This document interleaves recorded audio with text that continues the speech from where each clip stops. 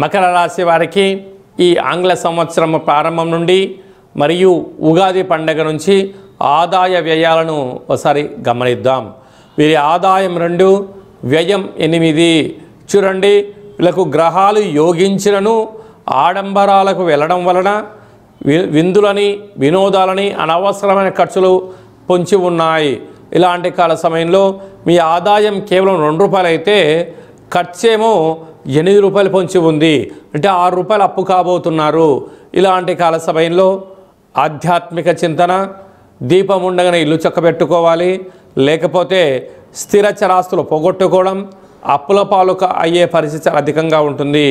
స్వతహాగా మీకు తెలిస్తే చేయండి, లేదు తల్లిదండ్రుల మాట, గురువుల మాట, విజయ పారంపర్యంలో ఉండబడిన వారి యొక్క సలహాలు తీసుకోవడం వలన అనవసరమైన ఖర్చులు తగ్గించుకునే పరిస్థితి అధికంగా ఉంటుందని చెప్పి గమనించగలగాలి. రాజపూజ్యం 1, అవమానం 6. ఎలా ఉంటుందండి అంటే చిన్న చిన్న విషయాలను కూడా మీరు భూతద్దంలో చూస్తున్నారు. మిమ్మల్ని కూడా జనాలు భూతద్దంలో చూడడం వలన శత్రువులు అధికమయ్యే పరిస్థితి ఉంటుంది.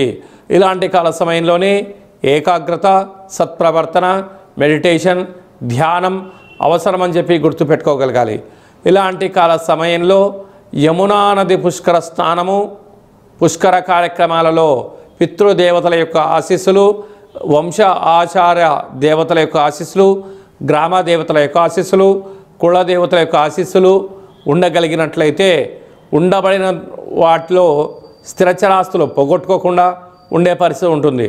డాక్టర్లు, సాఫ్ట్వేర్ ఉద్యోగస్తులు, హార్డ్వేర్ ఉద్యోగస్తులు, వ్యవసాయ సోదరీమణులు, ఆహార ఉత్పత్తులు, హోటలు, మధుర భాండ వ్యాపార కార్యక్రమం చేసేవారందరూ ఎంతో ఓపిక, పట్టుదల, సహనం అవసరమని చెప్పి గుర్తు పెట్టుకోగలగాలి.